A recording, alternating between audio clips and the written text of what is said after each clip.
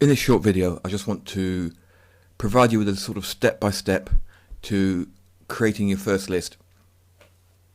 The 5 aspects of this we'll look at is going to be having a plan, building a list, building a relationship, build a buyers list, and segmenting your lists.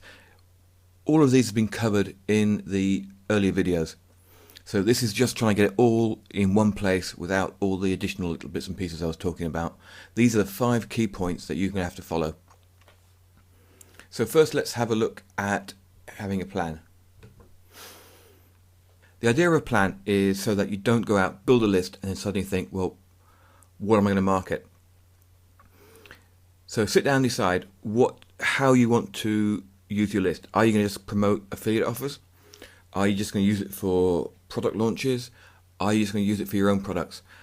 It's important that you consider all these things before you start.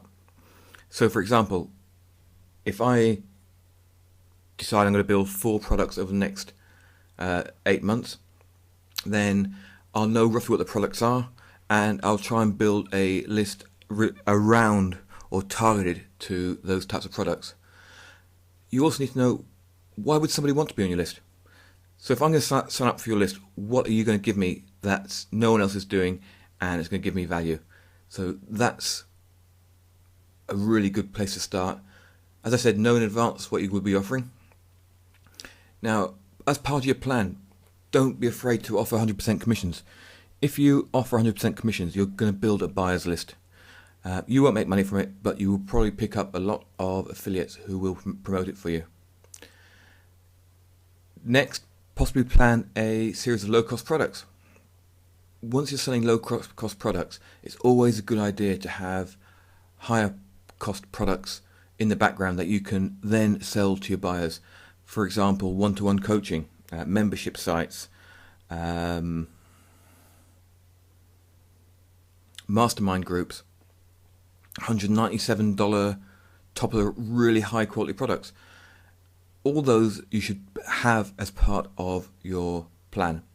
Now, it doesn't matter if it's a plan for 6 months, for a year, for 2 years, or for 3 years. I'm currently just over halfway through a 2-year plan.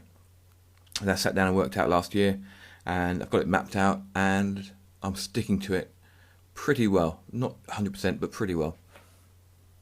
Now, know what you're offering.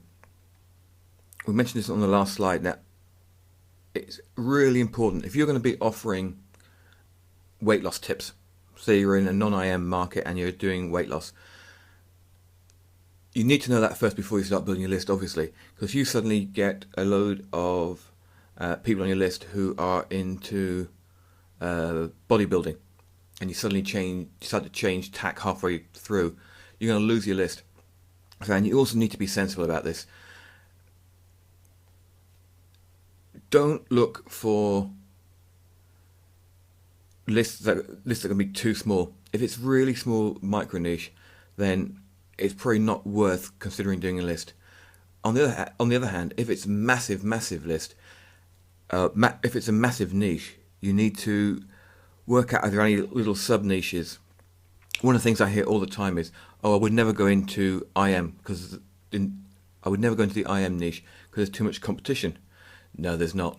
The IM niche is so big, you can become a well-known expert in one particular area quite easy, because there's not a lot of talent targeting some of the different types of niches.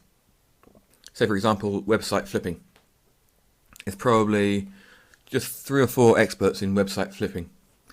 So you could target that type of niche if it's something you know a lot about.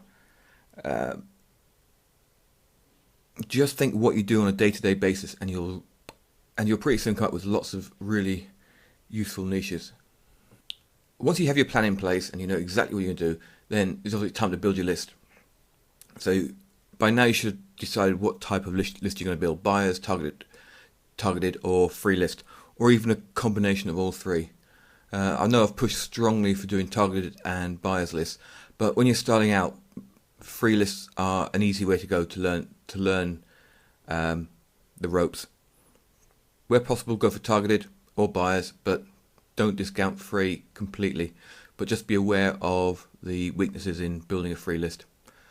When you build a list, you got to remember the number of people on your list means absolutely nothing. You can have 100,000 people on a list and not be able to make a living out of it if you haven't built your relationship.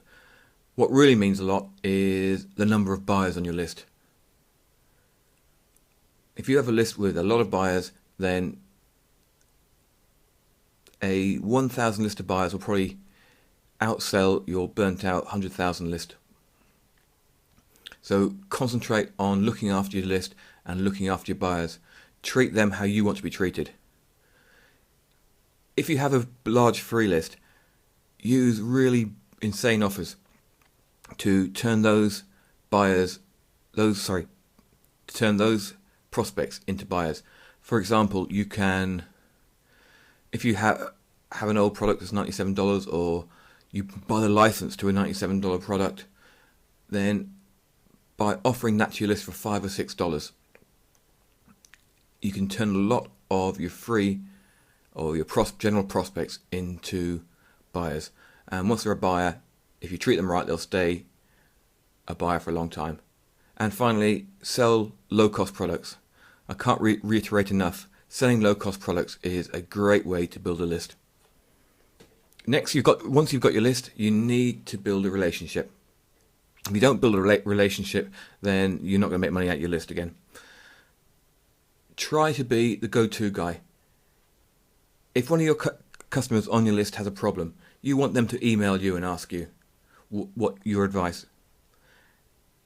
Some people get really upset and fed up by getting emails from their subscribers. I love it because it means that I've got a relationship with them and that they've got enough trust in me to ask me to help them out with their problems. So one of the main things about building a relationship is to give value. Give as much value as possible and don't sell to your list all the time. If you do sell, use the soft sell method. Send them to a blog post. Let them read all the information.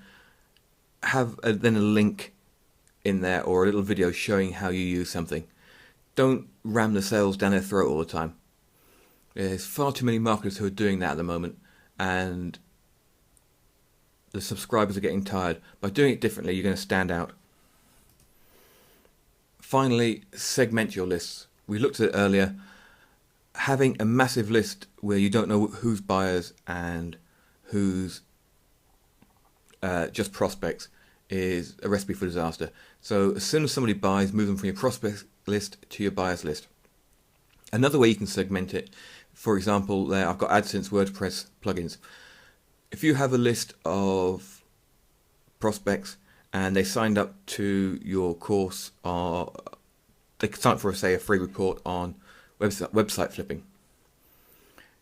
If you send them a video about how to make money with AdSense, get them to sign up to subscribe to an AdSense list, and when they subscribe to the AdSense list, just take them off the general list. If you remember, within Aweber you can do it automatically. So when they sign up for one list, they can come off another list. So then you can have a list of people who like AdSense, and you can have a list of people who like WordPress, and you have a list of people who actually don't mind buying plugins for WordPress.